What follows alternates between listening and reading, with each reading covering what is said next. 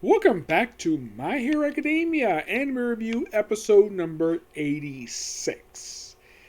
Last week there was not a new dub episode. They decided to take a week off. So now the anime is no longer, lately have been, sort of like one episode behind, but now it's, as this episode, two episodes behind.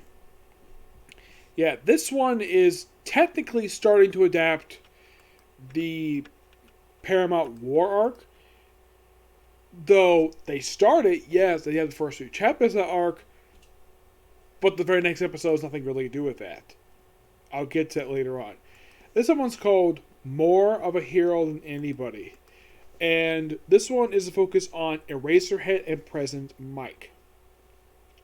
This episode is adapted from chapters 253 to 255. Okay, so we do see Deku in the episode. He's only in the first portion of the episode. The rest of it is all President Mike and Razorhead. We have things started off with Ingenium basically welcome right back, and the fact they should basically show up with what they learned during their winter break, namely the work study. Okay, and after only for a while, then of course the Razorhead comes in and says, "Okay, time to cool it off." Like I think they changed his dialogue a little bit. Maybe he wanted someone to get some sleep. So they'll go off. Everyone says Happy New Year to him. And then he gets a call and says, Azawa, would you please report to the staff room, please? And we'll cut to him. No. Next time we see him is when he's driving in a car with President Mike. I'll get to more of that in a minute. I'll get to more after this bit, which is so good. We go to the locker room, and whose locker we show first? The girls' locker room. Yes, this is in the manga too. Well, all the girls are getting changed. We have Ochako having another new attire where it's a slightly updated from the last one, and of course we do see part of her outfit show off we see Earjack. I believe Earjack. I think it's where she's holding out part of the gauntlet. Well, the reason why it's heavy because all the wires inside of it. But for her, it doesn't really bother her at all. And then of course, Pinky decided to take out part of her other attire, like I think it's her belt, and something drops out of it. What drops out of it? Why, the gift that Deku got her for Christmas. The little All Might plushie that basically she got from him. And then just dashes across the room to catch it. Yeah, where she's a bit embarrassed the fact she's got the thing. And from the girl's perspective, it's like, that's not an issue. We have no problem with you having that.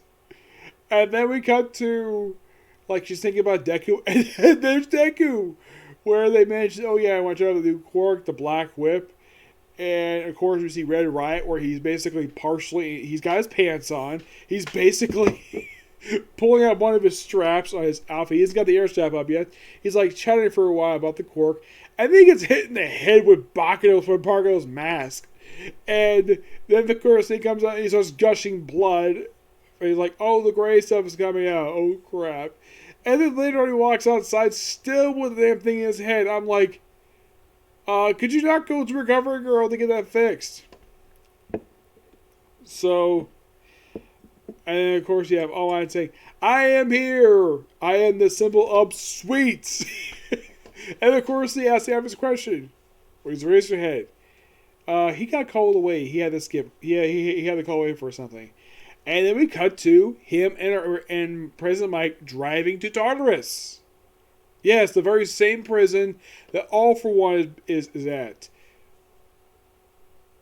But here's the thing. They're not here to visit him. Oh no.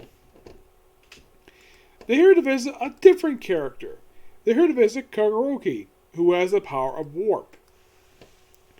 And thanks to a conversation, it's revealed that this guy, who is basically Todoroki's caretaker, is actually their old friend from high school, Oboro Sarakumo.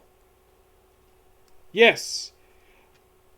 A guy who Razorhead saw die years prior to events of the series during a work study.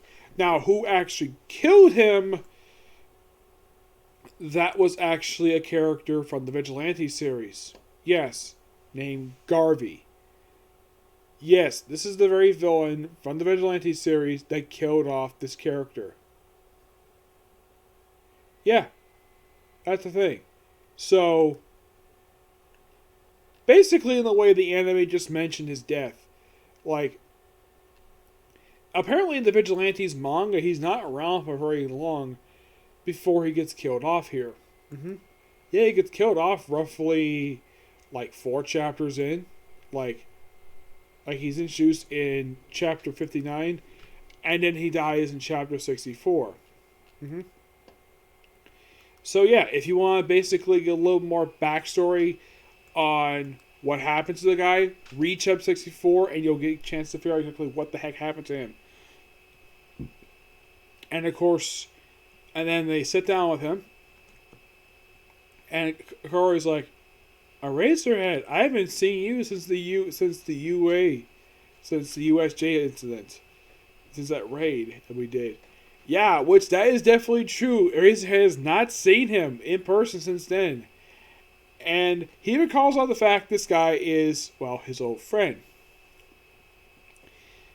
And he also, when he's looking at him, he activates his quirk, researcher, I think it's pronounced it. So his eye is basically almost near bloodshot for quite a while. And thanks talking to him for quite a while, the warp started disappearing on his face, and you do briefly see him. You do see his late friend briefly appear. And then the guy shuts down. So apparently it's revealed here that in the manga they confirm this, that Kuroki is definitely, well, his old friend. So apparently All For One basically modify his corpse basically become this thing.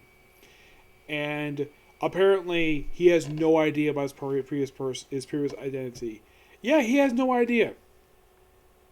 So it's great we have a callback to an arc from the very first season of the show. I do appreciate him doing that, though the manga did it first.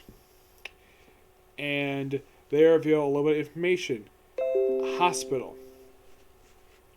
And then of course the chief, I think that's supposed to be the head of the Hero Safety Committee, is contacted. And then she contacts Hawks about it. Where he gives basically like one of those undercover messages where basically he's, oh, like, I'm a little busy, so I'll take it out later. And he's talking to Twice. Yes, Twice. And Corey's walked like, hospital. Should probably investigate that.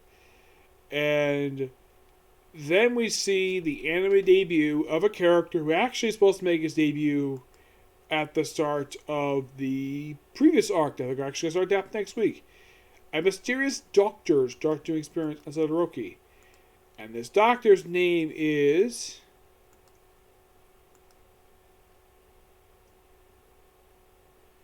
Dr. Goroki, who is based upon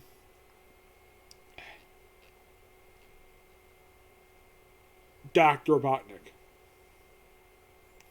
Yep, he is based upon Dr. Robotnik.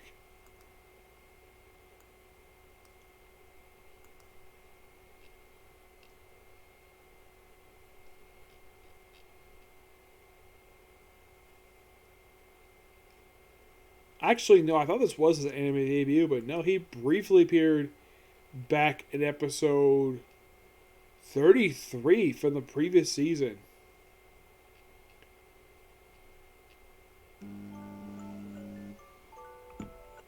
Maybe appeared briefly in the flashback. That's probably the reason why that. Like, apparently he does kind of appear here. Somehow they actually don't have him here.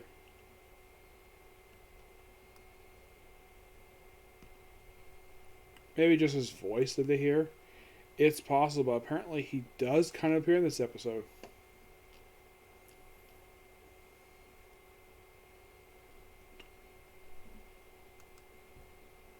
I would think this would be because, well,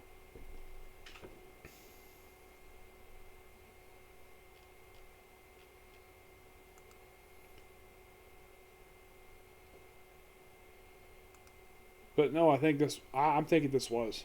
Mm-hmm.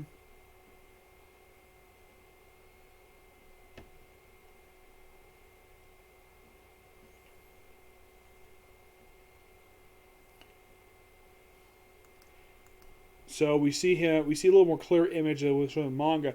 Manga is a very bloody image, whereas like blood everywhere. We have this tube sticking into Todoroki's his belly. We have wires all everywhere.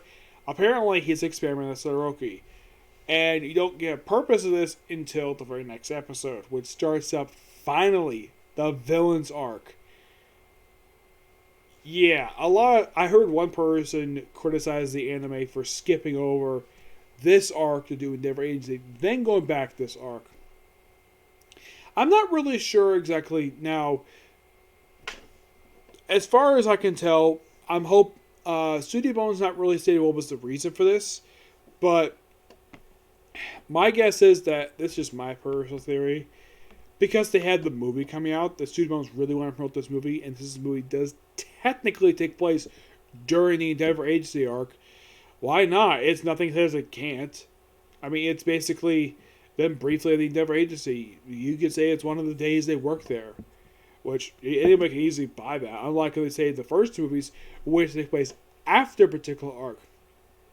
In the case of the first movie, it's right after the events of basically season 2. Obviously, for between seasons 2 and 3.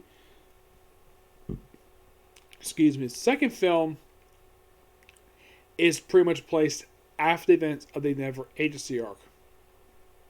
So is it before the events of basically the current Liberation War? It's possible. Yep. But I'm definitely looking forward to basically the movie when it comes out. Like, it's appearing in here in the US just in exactly 2 months. They're like, really? Yeah, really. And I am definitely looking forward to it. Oh my gosh, yes.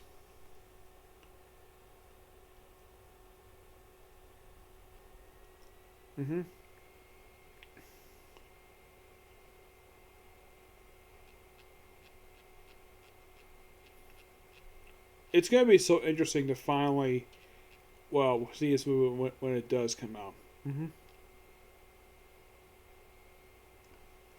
But yeah, that's it, particular review. Stay tuned. My next video will be One Piece. Yep. See you next video. Bye.